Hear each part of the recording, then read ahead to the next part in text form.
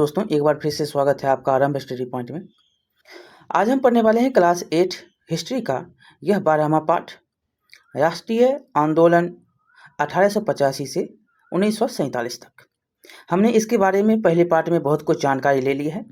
अब जो है हम दूसरा पार्ट, जो कि आपको हम बोले थे कि गांधी के आगमन का, हम जो है अलग से एक वीडियो बनाएंगे और उसमें गांधी जी के जो हैं पूरे डिटेल्स आपको हम देंगे लेकर। तो गांधी जी का डिटेल्स शुरू होगा यहाँ पर। गांधी का आगमन भारत में होता है वहाँ से, लेकिन उससे पहले हम 1-2 मिनट आप हमको दीजिए और हम 1-2 मिनट में इनकी जो है आगमन से पहले की कहानी हम आपको बताएंगे, इनका जन्म। और उसके बाद जो है उनकी कहानी ऐसी भी आप जानते हैं, तब पर भी जब आगमन हो रहा है तो उससे पहले क्यों आगमन हो रहा है, कैसे हो रहा है, ये भी जानना जरूरी है। ठीक है, तो सुनिएगा क्यों ये गांधी जी इतना फेमस हुए कि गांधी युग कहलाता है। ये गांधी युग और गांधी का आगमन कहलाता है। क्यों, ऐसा क्यों होगा? तो गांधी जी का जन्म कब होता है? तो 2 अक्टूबर 1869 को। कहाँ पर होता है? पोरबंदर, गुजरात में होता है। और पिताजी का क्या नाम है? मोहनदास करमचंद्र गांधी। माताजी का नाम बताइएगा? तो पुतलीबाई गांधी। और इनका विवाह मात्र 13 साल की उम्र में हो जाता है कस्तूरबा बाई गांधी के साथ। और यह शिक्षा लेते हैं और ब्रिटेन में जाकर जो है शिक्षा ले रहे हैं। 1889 से 91 तक वो शिक्षा लेते हैं और यह जो है वकील बनते हैं, बैरिस्ट्री का शिक्षा ये प्राप्त करते हैं। और 1891 में ये शिक्षा प्राप्त कर फिर से भारत लौटते हैं और वकालत शुरू करते हैं 1892 में। और 1892 में एक व्यक्ति, मुस्लिम व्यापारी दादा अब्दुल्ला ने दक्षिण अफ्रीका में उसकी वकालत करने के लिए प्रस्ताव दिया और यह प्रस्ताव जो है गांधी जी ने मान लिया। गांधी जी अफ्रीका गए, दक्षिण अफ्रीका गए। और दक्षिण अफ्रीका में कब माना? 92 में। और दक्षिण अफ्रीका गए 1893 में। 1893 में ये अफ्रीका चले गए और उन्होंने कई चुनौतियों का उन्होंने सामना किया। गोरे कारे भेदभाव, रंग भेद, ये सब जो है वहाँ पर देखे। दादा अब्दुल्ला की जो है प्रस्ताव को पास जो है मतलब प्रस्ताव को स्वीकार करके वो 1893 में पहुँचते हैं और यहाँ पर रंग भेद, गोरे काले, ये सब देखने को मिलता है इनको। और गांधी जी को एक ऐसी घटना भी इस समय खुद पर गुजरी। वह जब गांधी जी दक्षिण अफ्रीका से डरबन स्टेशन से कहाँ जा रहे थे? तो पिटोरिया स्टेशन की ओर जा रहे थे। उनके पास प्रथम श्रेणी की टिकट थी, लेकिन रंग भेद के चलते यहाँ पर आप याद रखिएगा, डरबन स्टेशन से पिटोरिया स्टेशन, ये बार बार क्वेश्चन पूछा जाता है। और इनको कहाँ पर नीचे उतारा, ये भी आपसे पूछा जाता है। याद रखना है कि इनको जो है पीटरमारित्जबर्ग स्टेशन पर उतार दिया जाता है। और यहाँ पर आपको एक भी और बात याद रखना है कि इस घटना को, ट्रेन से गांधी जी को उतारने की घटना को रेल कांड के नाम से जाना जाता है। रेल कांड से इसको संबोधित किया गया। और रंग भेद प्रथा को तोड़ने के लिए गांधी जी ने यहाँ पर प्रण लिया कि अब जो है हम यहाँ पर तोड़ेंगे। और दक्षिण अफ्रीका में गांधी जी के द्वारा बहुत ही कार्य किए गए। 1894 में गांधी जी ने ये घटना के बाद नटाल इंडियन कांग्रेस नामक एक संस्था जो है की स्थापना की। याद रखिएगा, 1894 में नटाल इंडियन कांग्रेस की स्थापना सबसे पहले जो है अफ्रीका में गांधी जी के द्वारा 1894 में होती है। और 1903 में गांधी जी के द्वारा जो है द इंडियन ओपिनियन नामक अखबार को प्रकाशित किया जाता है। द इंडियन ओपिनियन नामक अखबार जो है प्रकाशित होता है 1903 में दक्षिण अफ्रीका में। और 1904 में दक्षिण अफ्रीका में जो है फिनिक्स आश्रम की शुरुआत होती है गांधी जी के द्वारा। आपको हम बता रहे हैं काल, ध्यान से सुनिएगा। 1894 में नटाल इंडियन कांग्रेस, 1903 में द इंडियन ओपिनियन, 1903 में द इंडियन ओपिनियन अखबार के प्रकाशन होता है। और 1904 में दक्षिण अफ्रीका में फिनिक्स आश्रम की शुरुआत गांधी जी के द्वारा होती है। और 3 साल बाद फिर से याद रखिएगा कि 3 साल बाद 1906 में कि प्रथम सत्याग्रह, 1906 में गांधी जी के द्वारा उनके जीवन का प्रथम सत्याग्रह दक्षिण अफ्रीका में शुरू किया गया, जिससे वे अहिंसा और सत्य के मार्ग पर चलते हुए अपनी मांगों को पूर्ण करना चाहते थे। 1906 में ये प्रथम सत्याग्रह पूछता है आपसे, दक्षिण अफ्रीका में कब किया गया शुरू? 1906 में। और 1909 में याद रखिएगा, 1909 में उन्होंने हिंद स्वराज नामक पुस्तक की रचना की। 1909 में हिंद स्वराज नामक पुस्तक की रचना गांधी जी करते हैं। ये गांधी जी का कुछ बातें जो दक्षिण अफ्रीका में वो गए तो इनकी बातें ये याद रखना है। और कुछ बातें हम आपको बता दें कि गांधी जी के युग के बारे में, कि गांधी जी के युग जो है आपको यहाँ पर याद रखना। एक व्यक्ति थे लियो टॉल्स्टॉय की किताबों को उनका बहुत ही प्रभाव पड़ा। गांधी जी के जीवन में इनका प्रभाव बहुत पड़ता है लियो टॉल्स्टॉय का। किताब था। तो ये चलिए यहाँ पर हमने बहुत कुछ बातें आपको हमने बताई। अब देखिए गांधी जी का आगमन हो रहा है। अब गांधी जी का आगमन हो रहा है 9 जनवरी 1915 को। 9 जनवरी 1915 को गांधी जी का आगमन होता है और इस दिवस को आप क्या बनाते हैं, प्रवासी दिवस के रूप में मनाया जाता है। गांधी जी के आगमन के दिवस को आप प्रवासी दिवस के रूप में मनाते हैं 9 जनवरी 1915 को। और यह आप भली भांति जानते हैं कि उनके गुरु का नाम क्या था। उनके गुरु का नाम गोपाल कृष्ण गोखले था। वो गोपाल कृष्ण गोखले से बहुत ही प्रभावित थे और उन्होंने गुरु मान लिया गोपाल कृष्ण गोखले को। और उसके बाद 1916 में गुजरात में साबरमती आश्रम की स्थापना होती है। साबरमती आश्रम की स्थापना 1916 में गांधी जी के द्वारा गुजरात में होती है। ये बात आपको याद रखना है। और उस समय चल रहा था प्रथम विश्व युद्ध। और प्रथम विश्व युद्ध जो है इस समय चल रहा था 14 से 18, 1914 से 18 आप जानते हैं कि काल प्रथम विश्व युद्ध का था। और इसमें गांधी जी ने क्या कहा कि प्रथम विश्व युद्ध में चल रहे अंग्रेजों को, प्रथम विश्व युद्ध में जो चल रहे हैं अंग्रेजों को सहायता देने के लिए मतलब नीति का बढ़ावा जो है उन्होंने दिया। और इस तरह से गांधी जी पर कुछ ऐसे लोगों ने कहा भी कि गांधी जी क्या है। गांधी जी भारतीयों को मतलब भारतीय गांधी जी को क्या बोलने लगे, भर्ती करने वाला सार्जेंट का नाम दिया। ये भर्ती करने मतलब थोड़ा सहायता यहाँ पर गांधी जी देते हैं अंग्रेज को। गांधी जी प्रथम विश्व युद्ध में उस समय जो है गांधी जी ने क्या कहा, अंग्रेजों को विश्व युद्ध में सहायता देने के लिए कहा। तो इसीलिए कुछ भारतीय लोग जो थे वो क्या कहे, गांधी जी को बोले कि भर्ती करने वाला ये सर्जेंट है। ये सारे बिंदु जो आपको हमने यहाँ पर बताए, जो 4 मिनट में आपको हमने बता दिए। 4 मिनट में आपको हमने यहाँ तक जो है बहुत ही आपको लगा होगा कि हमने इम्पोर्टेंट बातों को यहाँ पर आपके समक्ष रखा। अब गांधी जी का आगमन हो गया, साबरमती आश्रम भी बन गया, भर्ती करने वाले सार्जेंट भी कहला गए। अब शुरू होता है इनका काल। अब जो है यहाँ से हम पढ़ेंगे और जो भी यहाँ पर जो बातें यहाँ पर नहीं बताई गई है वो सारी बातें हम आपको बताएंगे। आप ध्यान से सुनिएगा। गांधी जी का हम जो है पूरी अच्छी तरह से अध्ययन करने वाले हैं। और यहाँ से आपसे कहा भी जाता है कि क्वेश्चन का ये भंडार है, गांधी जी का युग क्वेश्चन का भंडार है, आधुनिक भारत का ये भंडार है क्वेश्चन में। ये क्वेश्चन का भंडार को हम अच्छी तरह से भंडार को हम क्या करेंगे, अपने अंदर समाहित करेंगे। चलिए शुरू करते हैं यहाँ पर। अब गांधी का आगमन से हमने बता दिया कि कब गांधी जी लौटे हैं। तो गांधी जी लौटने का समय होता है कि 1915 में। और यह डेट याद रखिएगा 9 जनवरी 1915। और यह प्रवासी दिवस के रूप में मनाते हैं। यहाँ पर नहीं दिया गया है, हमने यहाँ पर आपको बताया है, बहुत कुछ बताया है जो यहाँ पर नहीं दिया गया है। चलिए यहाँ पर शुरू करेंगे। गांधी जी दक्षिण अफ्रीका में सत्याग्रह का सफल प्रयोग करने के बाद, आपको बता दिए ना, सफल प्रयोग हो गया था गांधी जी का। और जो है यहाँ लौटते हैं। करने के बाद महात्मा गांधी 1915 में भारत लौटे।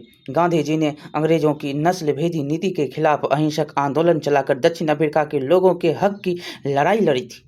दक्षिण अफ्रीका में उनके संघर्षों एवं उनके सफलता ने भारत में उन्हें काफ़ी लोकप्रिय बना दिया। यही दक्षिण अफ्रीका में जो काम किया आपको हमने बताया, और यही संघर्ष और यही सफलता ने उनको लोकप्रिय बनाया। क्यों बनाए लोकप्रिय और क्यों गांधी युग कहलाया, आप समझ गए। अब चलिए ये देख सकते हैं, ये गांधी जी है, ये दक्षिण अफ्रीका में गांधी जी का तस्वीर है। आगे चलिएगा। ये सत्याग्रह और नस्ल भेद क्या होता है, तो शोषण एवं अन्याय के विरुद्ध अहिंसक तरीके से जो है न्याय की मांग करना सत्याग्रह कहलाता है। और नस्ल भेद क्या होता है, शारीरिक रंग एवं बनावट के आधार पर लोगों के बीच भेदभाव करना। तुम गोरे हो, तुम कारे हो, तुम देखने में अच्छे नहीं हो इत्यादि। ये शारीरिक रंग बनावट के आधार पर जो है भेदभाव करेंगे, यही हो गया नस्ल भेद। चलिए अब देखिए, गांधी जी ने तात्कालिक परिस्थितियों को समझने के लिए पूरे देश का दौरा किया और साबरमती आश्रम अहमदाबाद को जो है यहाँ पर याद रखिएगा कि पूरे देश का दौरा किया और साबरमती आश्रम अहमदाबाद में स्थापित। आपको हमने बताया कि साबरमती आश्रम 1916 में स्थापित होता है गांधी जी के द्वारा, और यह जो है अहमदाबाद में, कहाँ पर है, गुजरात अहमदाबाद में। गांधी जी के आगमन के समय भारत में होम रूल आंदोलन पूरे जोर पर था। गांधी जी के समय जो आगमन के समय जो है होम रूल आंदोलन पूरा जोर पर था, लेकिन वे इसमें शरीक नहीं हुए। आपसे पूछा भी जाता है कि वो शरीक थे, नहीं थे। वे होम रूल आंदोलनों के इस विचार के विरोधी थे कि अंग्रेजों के लिए कोई भी मुसीबत उनके लिए अवसर है। क्या है, अंग्रेजों के लिए कोई मुसीबत उनके लिए अवसर है। और इस राजनीति के तहत होम रूल आंदोलन छेड़ा गया। गांधी जी नरमपंथी राजनीति में भी आस्था नहीं रखते थे। नरमपंथी राजनीति में भी आस्था नहीं रखते थे। गांधी जी फिर सत्याग्रह में विश्वास रखते थे। गांधी जी सिर्फ सत्याग्रह में विश्वास रखते थे। वो किसी भी संगठन में अपनी शर्तों पर शामिल होना चाहते थे। हम सत्याग्रह करेंगे, अहिंसक तरीके से न्याय की मांग करेंगे। शोषण और अन्याय के खिलाफ हम अहिंसक तरीके से न्याय की मांग करेंगे। यह सत्याग्रह, यही सत्याग्रह ऐसे ही वो हर किसी भी संगठन में शामिल होने के लिए ऐसे ही अपना मांग रखते थे। यहाँ पर आपको एक दो बातें याद रखना है कि होम रूल आंदोलन उस समय चल रहा था 1916। ये याद रखिएगा, यह क्वेश्चन पूछा जाता है। गांधी जी के समय में अभी होम रूल आंदोलन चल रहा है और होम रूल आंदोलनकारियों के इस विचार के वो विरोधी थे कि अंग्रेजों के लिए कोई भी मुसीबत उनके लिए अवसर है। और इसी रणनीति के तहत होम रूल आंदोलन छेड़ा गया। गांधी जी नरमपंथी राजनीति में आस्था नहीं रखते थे। गांधी जी सिर्फ सत्याग्रह में विश्वास रखते थे। वे भी संगठन में अपनी शर्तों पर शामिल होना चाहते थे। समझ गए? अब देखिए, प्रथम सत्याग्रह जो होता है वो प्रथम प्रयोग चंपारण में होता है। आप बिहार के एग्जाम देने वाले हैं। बिहार के एग्जाम में आपको गांधी जी के प्रथम सत्याग्रह के बारे में जानना है और यहाँ से क्वेश्चन बार बार पूछा जाता है। और प्रथम सत्याग्रह में आपको तो एक लाइन याद रखना है, क्योंकि यहाँ से क्वेश्चन आपसे पूछा नहीं बल्कि डिटेल भी जानना, मतलब कि पूछ लिया जाता है। बताइए ये होगा, ये नहीं होगा, ऐसे करके बताएं, क ख 1 2 ऐसे करके देता है लेकर। तो आप ध्यान से देखिएगा, यहाँ से छूटना नहीं चाहिए क्वेश्चन। अब देखेंगे, शुरू करेंगे यहाँ पर कि गांधी जी ने भारतीय आंदोलन के मुख्य धारा से जोड़ने के पहले स्थानीय समस्याओं को लेकर चंपारण, बिहार, अहमदाबाद और खेरा में आंदोलन का नेतृत्व किया। कहाँ? चंपारण में, अहमदाबाद और खेरा, इन तीनों का आप याद रखेंगे। चंपारण और खेरा तो किसानों का आंदोलन था, लेकिन अहमदाबाद क्या था? औद्योगिक मजदूरों से संबंधित था। ये याद रखना है। चंपारण और खेरा क्या था? किसानों का आंदोलन। और अहमदाबाद आंदोलन क्या था? तो ये औद्योगिक आंदोलन था। वहाँ पर फीस का कुछ, मतलब मजदूरी का कुछ वाद था। मजदूरी की चर्चाएं थी, जो कि चाह रहा था कि इतना परसेंट हमको मिले, बोल रहा था नहीं देंगे लेकर। तो गांधी जी बैठ गए। गांधी जी बैठ जाते हैं। कपड़ा मिल आंदोलन था, ये आपको हम बता देते हैं। थोड़ा एक मिनट आपको यहाँ पर अहमदाबाद आंदोलन के बारे में बताते हैं कि अहमदाबाद आंदोलन 1918 में कपड़ा मिल मजदूरों से उनकी समस्याओं के साथ शुरू हुआ। और यहाँ पर अहमदाबाद के मिल मजदूरों के अधिकारों के ऊपर अत्याचार किए जा रहे थे और उनके हितों में होने वाली योजनाओं पर भी रुकावटें डाली जा रही थी। और इसी का विरोध में गांधी जी ने मिल के मजदूरों के साथ प्रथम बार भूख हड़ताल की नीति को अपनाया। प्रथम बार भूख हड़ताल की नीति कब अपनाते हैं? तो अहमदाबाद आंदोलन में। अहमदाबाद औद्योगिक यहाँ पर मजदूरों के लिए शुरू होता है। यहीं पर प्रथम भूख आंदोलन होता है और इस भूख आंदोलन का परिणाम गांधी जी के पक्ष में आया, ये आप जानते हैं। और चंपारण तो आप जान ही रहे हैं। चंपारण कब होता है? चंपारण होता है 1917 में। चंपारण 1917 में चंपारण सत्याग्रह होता है। 3 कठिया प्रणाली के विरुद्ध होता है, अंग्रेजों के विरुद्ध होता है। यहाँ पर सबसे पहले कौन बुलाते हैं गांधी जी को? राजकुमार शुक्ल के निमंत्रण को वो स्वीकार करते हैं और गांधी जी पहुँचते हैं चंपारण। और किसानों की बुरी हालत को देखकर उन्होंने यहाँ पर 3 कट्ठा नील की खेती करना ही पड़ेगा, ये सारी बातों को उन्होंने देखा और यहाँ पर किसानों की जो दयनीय स्थिति है उसको भी देखा। चलिए, यहाँ पर दिया गया है, उसको भी हम देखेंगे। तो यहाँ पर कुछ बातें आपको यहाँ पर हमने बताई। अब देखेंगे यहाँ पे कि सबसे सफल कहानी बिहार के चंपारण की है। 19वीं सदी के प्रारंभ में ही चंपारण के किसानों के साथ अंग्रेज बागान मालिकों ने एक समझौता किया था और इस समझौते के तहत बीघे के 3 कट्ठे 3/20 ऐसे भी दे देता है, बीघा 3 कट्ठा भी देता है, ऐसे भी ऑप्शन में देता है। 3/20 ये भी देता है, ऐसे याद रखिएगा। और बीघे के 3 कट्ठे भी देता है। किसानों को नील की खेती करना अनिवार्य रूप से करनी पड़ती थी, यहाँ पर अनिवार्य रूप से करनी पड़ती थी। इसे क्या कहा गया? इसे 3 कठिया पद्धति कहते हैं। इसी को हम क्या कहते हैं? 3 कठिया पद्धति कहते हैं। लेकिन 19वीं सदी के अंत में जर्मनी के रासायनिक रंगों ने नील की मांग को अंतर्राष्ट्रीय बाजार से बाहर कर दिया। कब हुआ था? तो जर्मनी की रासायनिक रंगों ने नील की जो मांग थी अंतर्राष्ट्रीय मांग में वो बाहर हो जाती है। किसान जो है नील की मांग घट जाने के कारण खेती नहीं करना चाहते थे और लेकिन अंग्रेज बागान मालिकों ने समझौता से मुक्त करने के लिए कई तरह की अनुचित शर्तें रखी। कहा कि ठीक है तुम नहीं करो, लेकिन यहाँ पर कुछ शर्तें रख दी गई। किसानों के विरोध एवं तंगहाली के बावजूद अंग्रेज जमींदारों किसानों को लूटते रहे। यहाँ पर किसान को लूटता हुआ यह अंग्रेज रहा। चंपारण के किसानों को जमींदारों के चंगुल से मुक्त करने के लिए राजकुमार शुक्ल ने कांग्रेस के लखनऊ अधिवेशन, यही भी याद रखिएगा, कब? तो लखनऊ अधिवेशन में गांधी जी से चंपारण आने का आग्रह किया। गांधी जी ने यहाँ पर चंपारण आने के लिए जो है बात मान ली। ये याद रखना है कि गांधी जी को कब बुलाया गया? तो लखनऊ अधिवेशन में बुलाया गया। और लखनऊ अधिवेशन में जो प्रस्ताव दिया गया गांधी जी को किन के द्वारा दिया गया? तो राजकुमार शुक्ल के द्वारा दिया गया। और गांधी जी स्वीकार भी करते हैं, वो आते भी हैं। गांधी जी जब किसानों की समस्याओं को समझने के लिए चंपारण पहुंचे तो कमिश्नर ने उन्हें वापस जाने के लिए आदेश दिया, कहा चले जाइए यहाँ से। लेकिन गांधी जी ने इसे मानने से इनकार कर दिया। क्या कर दिया? यहाँ मानने से इनकार कर दिया। गांधी जी ने इस बात को मानने से इनकार कर दिया और किसी भी दंड को भुगतने के लिए वो तैयार थे। उन्होंने किसी भी दंड को भुगतने का फैसला किया। भारत सरकार गांधी जी को अब तक विद्रोही नहीं मानती थी और इस मुद्दे को तो तूल देना नहीं चाहती थी। ना ही वो विद्रोही मान रही थी गांधी जी को, ना तूल देना चाह रही थी इस मुद्दे को। अतः उसने स्थानीय प्रशासन को अपना आदेश वापस लेकर गांधी जी को चंपारण के गांव में जाने को छूट के निर्देश दे दिए। क्या हुआ? तो यहाँ पर स्थानीय जो प्रशासन था उसको आदेश दिया और गांधी जी को चंपारण जाने का छूट दिया गया। गांधी जी अपने सहयोगियों, ये सहयोगी का नाम याद रखिएगा, यहाँ से पूछ दिया जाता है कि कौन सहयोगी नहीं थे, समझ गए? गांधी जी अपने सहयोगी ब्रज किशोर प्रसाद, राजेंद्र प्रसाद, महादेव देसाई, जे बी कृपलानी एवं बिहार के स्थानीय नेताओं के साथ घूम घूम कर उनकी समस्याओं को जानने का प्रयास करते एवं बयान दर्ज करते। कौन कौन साथ में थे? तो ब्रज किशोर प्रसाद, राजेंद्र प्रसाद, महादेव देसाई, जे बी कृपलानी, ये सारे नेता थे। और भी नेता थे जो घूम घूम कर जो है समस्याओं का जानने का प्रयास करते और बयान दर्ज करते। सरकार ने भी मामले की छानबीन के लिए कमेटी गठित की। सरकार भी यहाँ पर कमेटी गठित करता है जिसका सदस्य जो है गांधी जी को भी बनाया गया।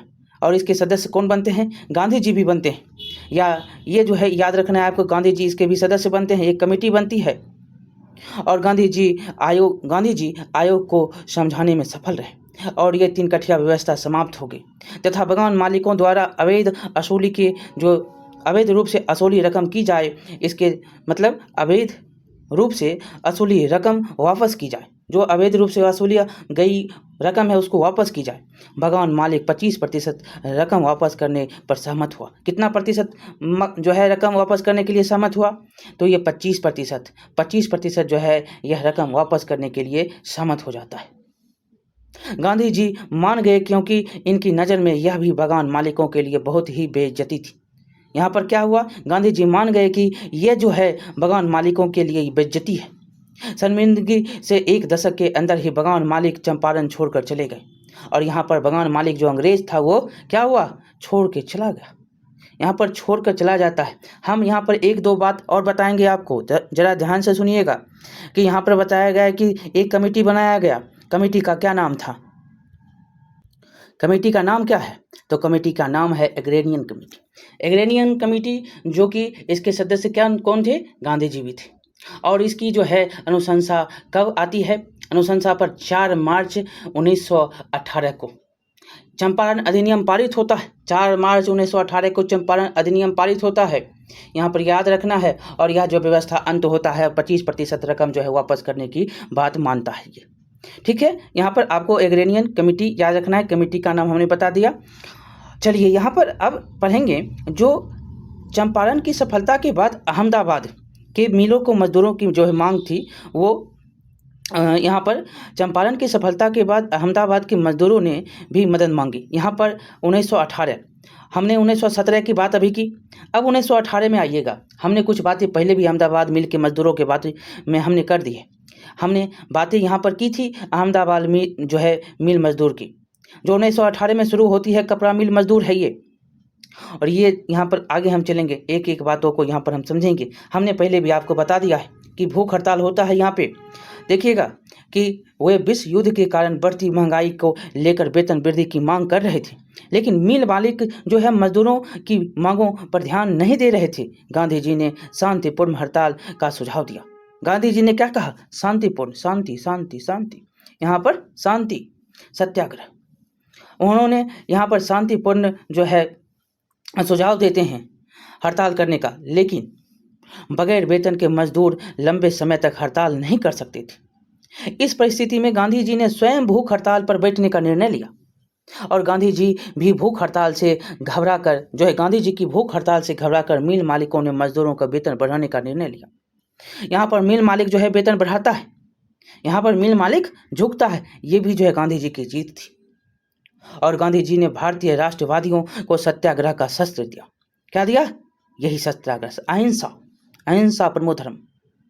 शांतिपूर्ण हड़ताल और उपवास के माध्यम से जो है अंग्रेजी साम्राज्यवाद और राष्ट्रवादियों ने डटकर मुकाबला किया। शांतिपूर्ण हड़ताल और उपवास के माध्यम से अंग्रेजी साम्राज्यवाद और राष्ट्रवादियों ने इनका जो है साम्राज्यवाद का राष्ट्रवादियों ने डटकर मुकाबला किया।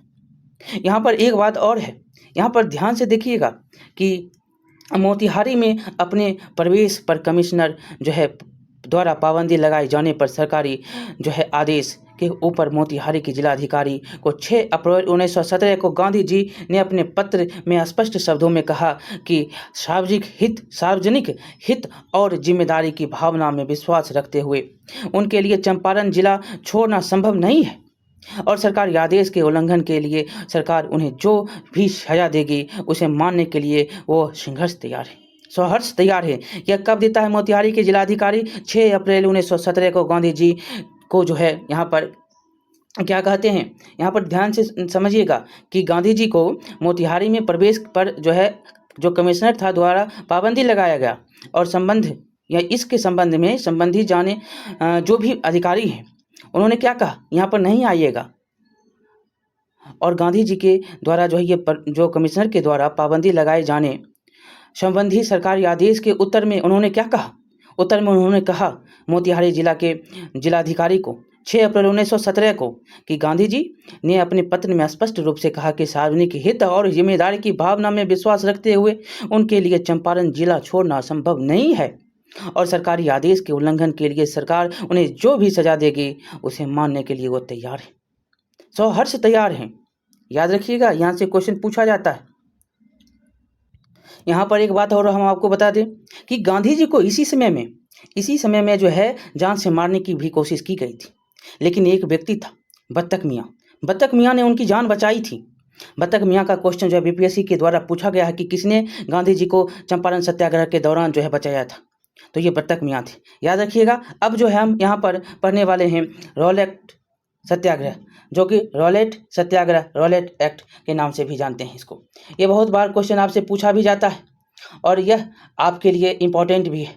चलिए एक एक बात को हम यहाँ पर देखेंगे। देखिए लिखा गया है कि राष्ट्रीय आंदोलन में प्रवेश के साथ ही जहां गांधी जी ने चंपारण, खेड़ा और अहमदाबाद के आंदोलन के माध्यम से लोगों को विरोध के लिए सत्याग्रह का संदेश दिया, वहीं प्रथम विश्व युद्ध के बाद उपजे असंतोष को दबाने के लिए अंग्रेजों ने दमन का सहारा लिया। अंग्रेज यहाँ पर दमन चाह रहा था। प्रथम विश्व युद्ध में जो उपजे असंतोष के कारण अंग्रेज ने दमन का सहारा लिया और जिन्होंने 1919 मार्च 1919 में रॉलेट एक्ट नामक कानून बनाया, जिसमें संदेह के आधार पर किसी भी व्यक्ति को निश्चित समय तक गिरफ्तार किया जा सकता था। यह रॉलेट एक्ट था, यह 1919 में बनाया गया, मार्च 1919 में। याद रखिएगा। इसमें क्या था, तो किसी को संदेह के आधार पर जो है गिरफ्तार किया जा सकता है। गांधी जी ने रॉलेट एक्ट के विरोध में 6 अप्रैल 1919 को राष्ट्रीय अपमान दिवस मनाने का निर्णय लिया। कब, तो 6 अप्रैल 1919 को। और मार्च 1919 में रॉलेट एक्ट आता है और यहाँ पर जो है किसी को भी संदेह के आधार पर आप गिरफ्तार कर सकते हैं।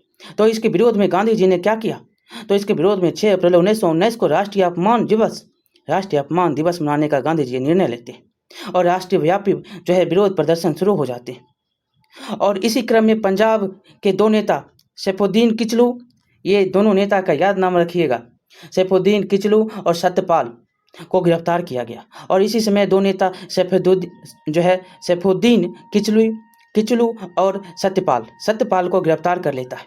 और पंजाब के लोग इसके विरोध में 13 अप्रैल 1919 को बैसाखी के दिन बड़ी संख्या में जालियांवाला बाग हत्याकांड होता है, यहाँ पर जमा होते हैं। यहाँ पर याद रखना है कि 13 अप्रैल 1919 बैसाखी के दिन में बड़ी संख्या में जालियांवाला बाग अमृतसर में है, ये जमा हुए लोग सभा ही कर रहे थे, सभा कर ही रहे थे। पुलिस ने बिना चेतावनी के भीड़ पर गोलियां चलानी शुरू कर दी। भीड़ ने गोलियां चलाना यहाँ पर शुरू कर देता है और सैकड़ों लोग मारे गए, हजारों की संख्या में घायल हुए और सारे देश में इस घटना ने लोगों को आंदोलित कर दिया। इस घटना ने लोगों को आंदोलित कर देता है। यह कहाँ पर है? तो अमृतसर में है। कब होता है? 13 अप्रैल 1919 को होता है। कहाँ पर होता है? जालियांवाला बाग में होता है, अमृतसर में है। किनको गिरफ्तार किया गया? तो सैफुद्दीन किचलू और सत्यपाल को क्यों गिरफ्तार किया गया? और ये रॉलेट एक्ट के तहत ये गिरफ्तार होते हैं। रॉलेट एक्ट कब आता है? मार्च 1919 में आता है। गांधी जी कब राष्ट्रीय अपमान दिवस मनाने का निर्णय लेते हैं? तो 6 अप्रैल 1919 को लेते हैं। इतनी बातें आपको यहाँ पर याद रखनी है, ठीक है। और भी और कुछ बातें यहाँ पर आपको हम बताएंगे। यहाँ पर आपको एक बात दो बात यहाँ पर ध्यान रखना है कि उस समय गोली किसने चलवाई, गोली कौन चलवाने वाला था? ऑफिसर तो जनरल डायर था। यहाँ पर जनरल डायर का याद नाम रखिएगा। और आपसे बीपीएससी में क्वेश्चन पूछा है जनरल ओ डायर करके भी आप देखिएगा। प्रीवियस क्वेश्चन बीपीएससी का जो 67वीं में देखिएगा, उसमें दिया गया है जनरल डायर ऐसे करके ऑप्शन है। और उसमें आपको क्या मारना था? General Dyer.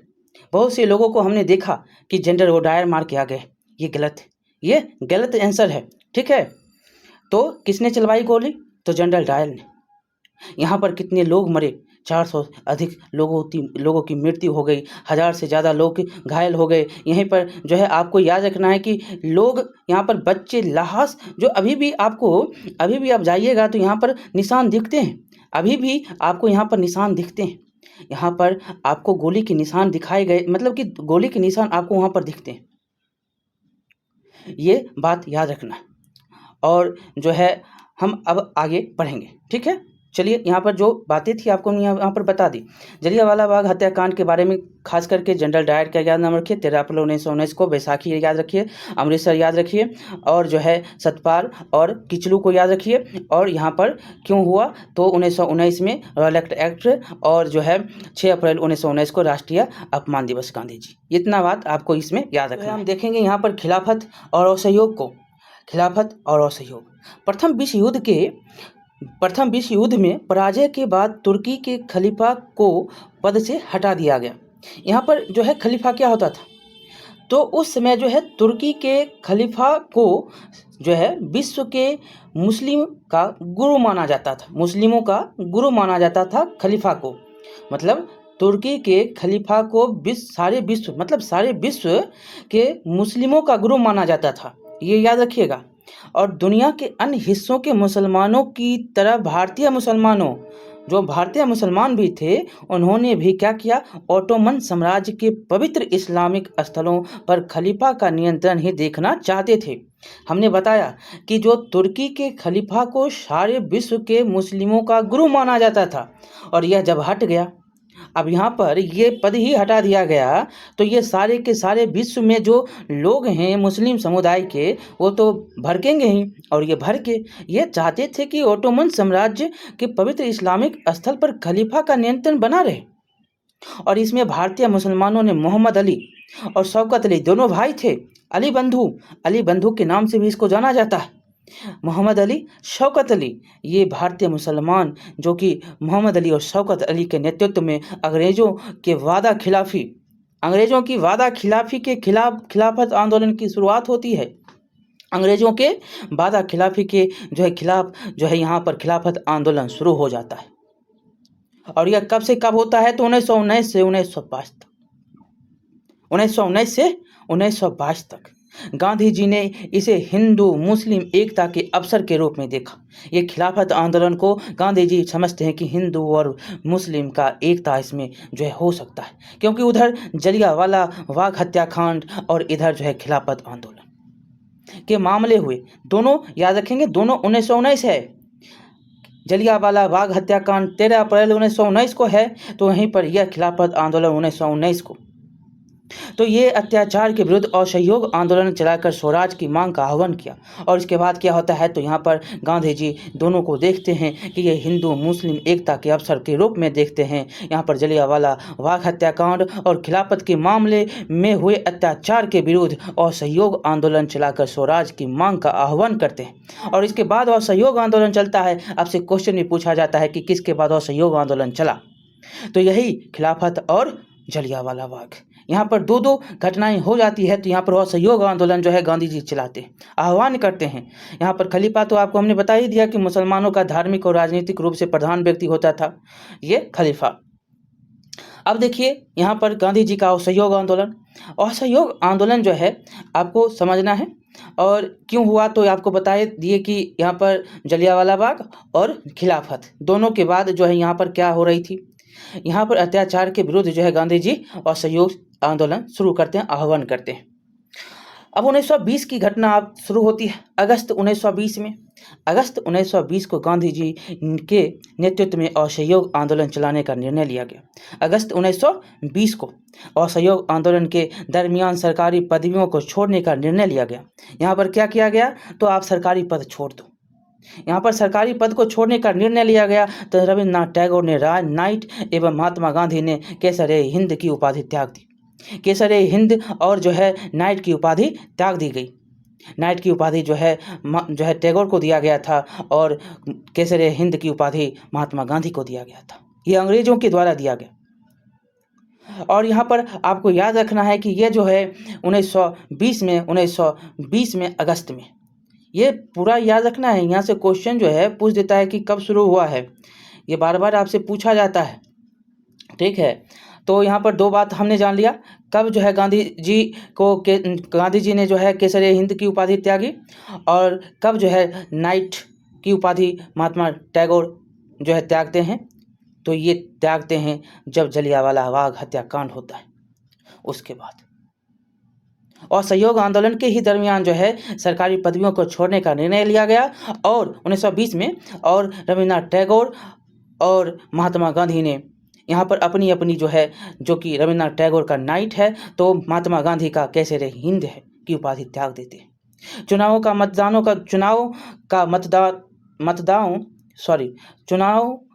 मतदाओं द्वारा बहिष्कार किया गया। जहाँ पर यहाँ पर मतदान हैं, वहाँ पर जो मत देते हैं उसका बहिष्कार किया गया, और वकीलों ने न्यायालय छोड़ने का आह्वान किया। ये सब असहयोग आंदोलन में हो रहा है ना, ये सारे के सारे असहयोग आंदोलन के। मोतीलाल नेहरू, CR दास, गोपाल चंद्र, राजगोपालाचारी एवं आशफ अली जैसे वकीलों ने वकालत छोड़ दी। आपसे पूछा भी जाता है कि किसमें जो इन्होंने वकालत छोड़ी थी, कौन थे वकालत छोड़ने वाले, तो वकालत छोड़ने वाले थे मोतीलाल नेहरू, CR दास, राजगोपालाचारी और आशफ अली, जिन्होंने असहयोग आंदोलन में क्या किए, वकालत छोड़ दी। विद्यार्थियों ने स्कूल और कॉलेज जाना छोड़ दिया। लोगों ने विदेशी वस्तुओं के बहिष्कार का निर्णय लिया। विदेशी वस्त्रों की होली जला दिया गया। इंग्लैंड से आयातित वस्त्रों की मात्रा में भारी गिरावट हुई और पूरे देश की जनता आंदोलित हो उठी। यह याद रखना है कि यहाँ पर क्या क्या हुआ। असहयोग आंदोलन 1920 यहाँ पर 1920 अगस्त में यहाँ पर नाइटहुड और केसर-हिंद की उपाधि त्यागते हैं, और मतदाता जो है वोट देने से बहिष्कार करते हैं, और यहाँ पर जो है वकील अपना वकालत छोड़ता है। इसमें मुख्य रूप से मोतीलाल नेहरू, CR दास, राजगोपालाचारी और आशफ अली थे। और विद्यार्थी ने स्कूल कॉलेज जाना छोड़ दिया। विदेशी वस्तुओं को यहाँ पर जो है बहिष्कार किया गया, और विदेशी वस्त्रों का यहाँ पर होली जलाया गया। और जो भी यहाँ पर देखते हैं तो आयातित जो वस्तु थी उसमें भारी गिरावट हुई, और पूरा देश की जनता आंदोलित हो उठी। ये याद रखना है। 1920 की कहानी आपको हमने यहाँ पर बताई, और कुछ हम आपको बातें बता देते हैं यहाँ पर। और जो है शुरुआत जो होती है, गांधी जी ने कांग्रेस के अगस्त में हुए विशेष अधिवेशन जो कि कलकत्ता में आयोजित किया गया था, मतलब जो कलकत्ता में आयोजित किया गया था उसमें इस असहयोग आंदोलन को प्रस्ताव दिया था। ये भी आपको हम बता देते हैं, जो यहाँ पर लिखा नहीं गया है कि इसकी शुरुआत कैसे होती है। यहाँ पर जो है आपसे पूछा जाता है कि किस अधिवेशन में जो है असहयोग आंदोलन का प्रस्ताव हुआ। गांधी जी के द्वारा जो है कलकत्ता अधिवेशन जो कि अगस्त में हुआ, इसमें जो है गांधी जी के द्वारा जो है असहयोग आंदोलन का प्रस्ताव दिया गया, जिसमें जो है इस आंदोलन को अस्वीकार कर दिया गया था। आपको यह भी याद रखना है कि अगस्त में अस्वीकार किया गया। अगस्त में असहयोग आंदोलन कलकत्ता में जो प्रस्ताव पारित नहीं हो सका था, प्रस्ताव दिया गया लेकिन यह अस्वीकार हो गया। परंतु उसी वर्ष 1920 में ही नागपुर अधिवेशन जो कि दिसंबर में आयोजित किया गया था, उसमें असहयोग आंदोलन को मंजूरी मिल जाती है। आपसे क्वेश्चन पूछा जाता है कि कब जो है कौन सा अधिवेशन में मंजूरी मिलता है असहयोग आंदोलन को, तो नागपुर अधिवेशन में। कौन अधिवेशन में जो है मंजूरी नहीं मिलता है, प्रस्ताव पास नहीं किया जाता है, तो वो कलकत्ता अधिवेशन था। गांधी जी कब लाते हैं यह असहयोग आंदोलन का प्रस्ताव, तो लाते हैं कलकत्ता अधिवेशन में। और कलकत्ता अधिवेशन अगस्त 1920 में लाते हैं, लेकिन उस समय जो है ये पास नहीं हो पाता है, वो स्वीकार कर दिया जाता है। लेकिन उसी वर्ष नागपुर अधिवेशन में यह दिसंबर में स्वीकार कर लिया जाता है, मंजूरी इसको दे दी जाती है। और प्रारंभ के दिनों में जो है इस आंदोलन को स्वीकार नहीं किया था, वे कौन थे, तो वे थे चित्तरंजन दास, CR दास इसको बोलते हैं, मोतीलाल नेहरू और एनी बेसेंट, इन्होंने इस आंदोलन को स्वीकार नहीं किया था। बाद में चित्तरंजन दास, मोतीलाल नेहरू ने इस आंदोलन को स्वीकार किया और वकालत भी छोड़ी, ये आपने देखा। परंतु एनी बेसेंट ने इस आंदोलन को क्या बोला कि मूर्खतापूर्ण विरोध कहा। इस आंदोलन को मूर्खतापूर्ण विरोध कहा गया। ये कौन बोले थे, एनी बेसेंट के द्वारा कहा गया। ये बार बार आपसे क्वेश्चन पूछा जाता है। हमने यहाँ पर हर संभव कोशिश की है कि जो भी क्वेश्चन यहाँ पर नहीं दिया गया है वो भी आपको हम बातें बता दें, ताकि यहाँ से गांधी का युग जो है, जो भी क्वेश्चन पूछे आप मेरे बातों को सुनकर भी आंसर बना सकते हैं। यहाँ पर हमने भी ये भी बताया कि पहले वो स्वीकार करने वाले कौन थे, चित्तरंजन दास, मोतीलाल नेहरू, एनी बेसेंट। बाद में ये स्वीकार करते हैं, लेकिन यहाँ पर स्वीकार जो नहीं करते वो एनी बेसेंट थी। ये असहयोग आंदोलन को मूर्खतापूर्ण विरोध कहा और धीरे धीरे यह आंदोलन जो है बहुत बड़ा होता चला गया और भारत के कई बड़े नेता जो है इस आंदोलन से जुड़े भी। और यह आंदोलन सफल होता हुआ देखकर, मतलब यह जो है आंदोलन सफल दिख रहा था, आंदोलन जो है यह दिख रहा था, मतलब लग रहा था कि यह आंदोलन जो है सफल हो जाएगा। लेकिन बीच में एक घटना होती है, हो जाती है। वो घटना कौन सी है, ये बार बार आपसे पूछा जाता है। बीच में एक घटना होती है और गांधी जी इस घटना के बाद ही आंदोलन को समाप्त कर देते हैं। वो घटना थी चौरा चौरी कांड। वो चौरा चौरी कांड 5 फरवरी 1922 को होती है और गांधी जी इस घटना के बाद जो है यह आंदोलन को समाप्त कर देते हैं। असहयोग आंदोलन यह समाप्त हो जाता है और चौरा चौरी आंदोलन के बाद, कांड के बाद, यह आपको याद रखनी है। अब यहाँ पर जन भागीदारी को देखेंगे। यहाँ पर जन भागीदारी को बाद जो है देखते हुए हम आगे बढ़ेंगे और उसके बाद जो है चौरा चौरी कांड यहाँ पर दिया गया है उसको भी देखेंगे। यहाँ पर जन भागीदारी को यहाँ पर देखिएगा, लिखा गया है कि देश के भिन्न भिन्न हिस्सों में लोगों ने गांधी जी के विचारों को स्थानीय मुद्दों से जोड़कर आंदोलन चलाया। खेरा, जो कि गुजरात के किसानों ने जो है अंग्रेजों द्वारा थोपे गए लगान के खिलाफ आंदोलन चलाया था। हमने ऊपर में आपको बताया था, थोड़ा रुक के, कि यहाँ पर हमने कुछ छोड़ा है, लेकिन आपको हम लाइनिंग से चल रहे हैं तो लाइनिंग में आपको कैसे छोड़ दें चंपारण और खेरा को। चंपारण ने आपको हमने बता दिया, खेरा की बात हमने कर दी और आपने यहाँ पर जाना भी कि किसानों के जो हैं यहाँ पर कर लिए जा रहे थे, यहाँ पर उपज नहीं लेकिन कर लिया जा रहा था। अंग्रेजों के द्वारा जो है खेरा, यहाँ पर खेरा कहाँ है, गुजरात में, किसानों ने अंग्रेजों द्वारा थोपे गए लगान के खिलाफ आंदोलन चलाया। तमिलनाडु में देखेंगे तो तमिलनाडु में शराब दुकानों की घेराबंदी, आंध्र प्रदेश में वन सत्याग्रह, तो पंजाब में अकालियों ने गुरुद्वारे में बैठे हुए भ्रष्ट महंतों को हटाने के लिए आंदोलन चलाया। कहाँ कहाँ चला आंदोलन, तो तमिलनाडु में शराब की दुकानों की घेराबंदी हुई, आंध्र प्रदेश में वन सत्याग्रह हुए, तो पंजाब में अकालियों ने गुरुद्वारे में बैठकर भ्रष्ट जो है महंतों को हटाने का आंदोलन चलाया। और सहयोग आंदोलन का बिहार में भी जबरदस्त प्रभाव पड़ा। ब्रज किशोर प्रसाद के सुझाव पर स्वराज के मुद्दे को भी असहयोग आंदोलन में शामिल कर दिया गया। यहाँ पर याद रखिएगा, ब्रज किशोर प्रसाद, ये बार बार क्वेश्चन पूछा जाता है कि ब्रज किशोर प्रसाद के सुझाव पर स्वराज के मुद्दे को भी जो है असहयोग आंदोलन में शामिल कर लिया गया। और यहाँ पर मजहरुल हक ने राष्ट्रीय आंदोलन की गतिविधियों को संचालित करने के लिए खेरू मियाँ की ज़मीन पर बिहार विद्यापीठ एवं सदाकत आश्रम की स्थापित किया। ये याद रखना है कि कौन से ज़मीन, खेरू मियाँ की ज़मीन कौन करते हैं, मजहरुल हक करते हैं। और यह क्या करते हैं, तो बिहार विद्यापीठ और सदाकत आश्रम की स्थापना करते हैं। सदाकत आश्रम की स्थापना हो जाती है और जो है मजहरुल हक ने असहयोग के कार्यक्रम के प्रचार एवं हिंदू मुस्लिम एकता कायम करने के उद्देश्य से दी मदरलैंड नामक अखबार सदाकत आश्रम से निकाला। ये देख सकते हैं मजहरुल हक हैं। ये क्वेश्चन पूछा जाता है कि कहाँ से जो है दी मदरलैंड अखबार निकला, तो दी मदरलैंड अखबार जो है, ऐसे द मदरलैंड अखबार बोलते हैं, दी मदरलैंड अखबार बोलते हैं, तो यह अखबार जो है सदाकत आश्रम से निकला। ये सदाकत आश्रम जो है कौन बनाए, तो यह स्थापना करने वाले मजहरुल हक थे। किसकी ज़मीन थी, तो ये ज़मीन खेरू मियाँ की ज़मीन थी। और यहाँ पर बिहार विद्यापीठ और सदाकत आश्रम स्थापित होता है और हिंदू मुस्लिम एकता को कायम करने के लिए उन्होंने दी मदरलैंड अखबार नामक अखबार सदाकत आश्रम से निकालते हैं। ये बातें हमने यहाँ पर जानी। अब आगे चलिएगा कि 22 दिसंबर 1921 को ब्रिटिश युवराज का पटना में आगमन हुआ और उस दिन शहर में हड़ताल बनाई गई। कब होती है, 22 दिसंबर 1921 को पटना में ब्रिटिश युवराज का आगमन होता है और उस दिन में शहर में हड़ताल बनाई गई और असहयोग आंदोलन अपने चरमोत्कर्ष पर आते आते हिंसक हो गया। और यह 5 फरवरी 1922 को आंदोलनकारियों के भीड़ ने क्या किया, चौरा चौरी पुलिस थाना जो कि उत्तर प्रदेश में, वहां पर हमला करके 22 पुलिसकर्मियों को क्या किया, 22 पुलिसकर्मियों को जिंदा जला दिया। 22 पुलिसकर्मी जिंदा जल जाते हैं। जो गांधी जी हिंसक आंदोलन के खिलाफ थे और इन्होंने 6 फरवरी 1922 को आंदोलन की समाप्ति की घोषणा कर देते हैं। यहाँ पर 6 फरवरी है, लेकिन आप कहीं कहीं पर देखते हैं कि 11 फरवरी है। यहाँ पर 6 फरवरी है, लेकिन आपको कहीं कहीं 11 फरवरी भी मिलता है। याद रखिएगा, अगर 11 फरवरी है तो 11 फरवरी मारिएगा, आंदोलन की समाप्ति की घोषणा कर दी। यह जो है गांधी जी के द्वारा किया गया।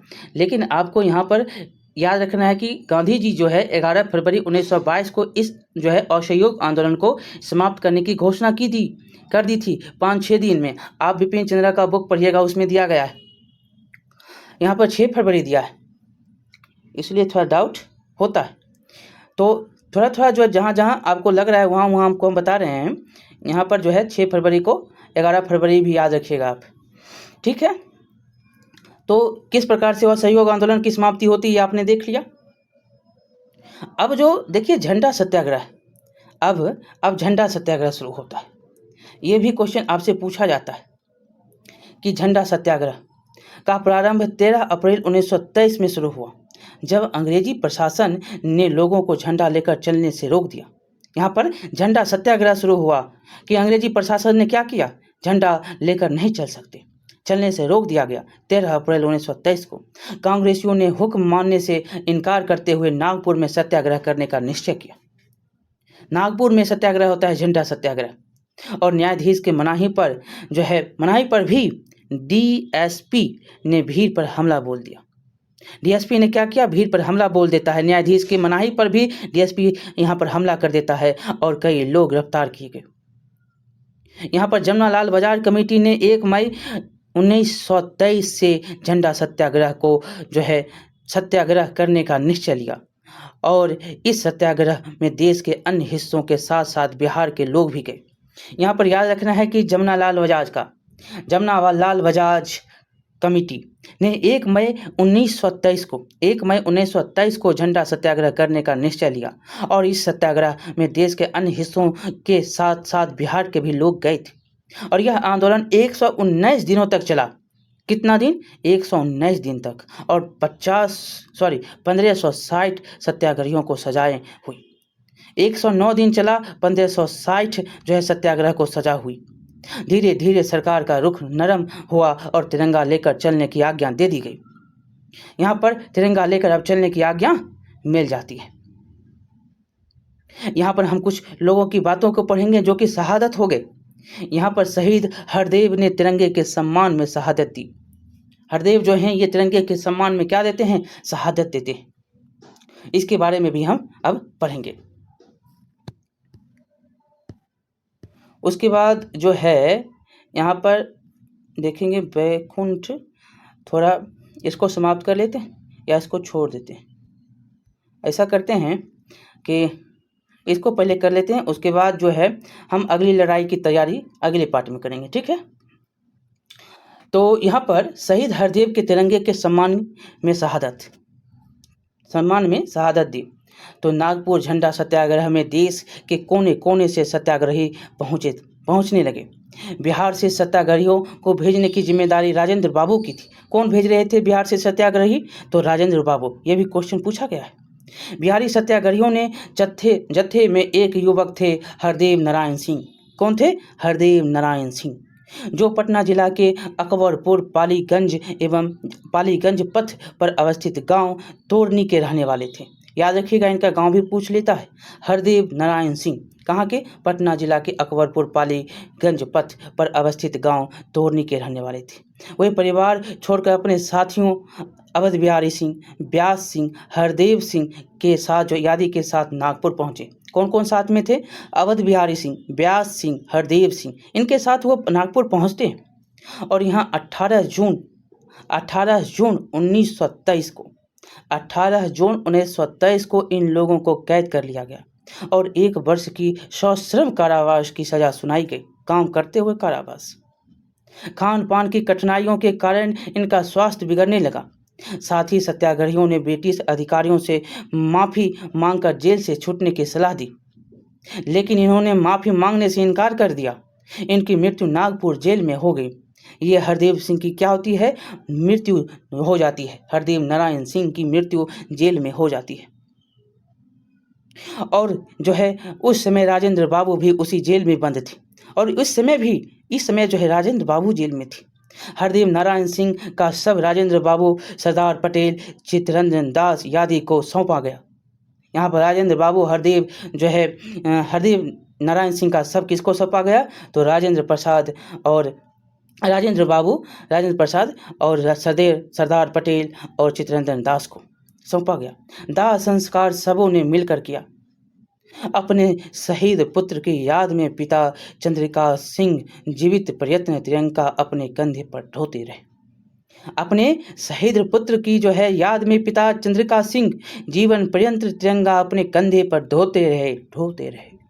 तो इस प्रकार से यहाँ पर हम अब रोकेंगे और उसके बाद जो है हम अगली लड़ाई की तैयारी जो है उसके बाद हम करेंगे और उसके बाद हम देखेंगे कि आगे की जो भी कहानी है उसको अगले पार्ट में आपको हम समाप्त कर देंगे, ठीक है। दूसरे पार्ट में बस इतना ही, अगले पार्ट में जो बचा है उसको हम समाप्त करने की कोशिश करेंगे। बहुत लंबा वीडियो बन जाएगा, 1-2 घंटा का हो जाएगा, ठीक है। तो मिलिए अगले वीडियो में, उसके बाद अगली लड़ाई की तैयारी को हम पढ़ेंगे, ठीक है। तो बहुत बहुत धन्यवाद। मिलते हैं अगले वीडियो में, जो कि यहाँ से जो भी क्वेश्चन है पूछा जाता है सब देखेंगे। लाइक करिएगा, शेयर करिएगा, सब्सक्राइब करना नहीं भूलिएगा। बहुत बहुत धन्यवाद।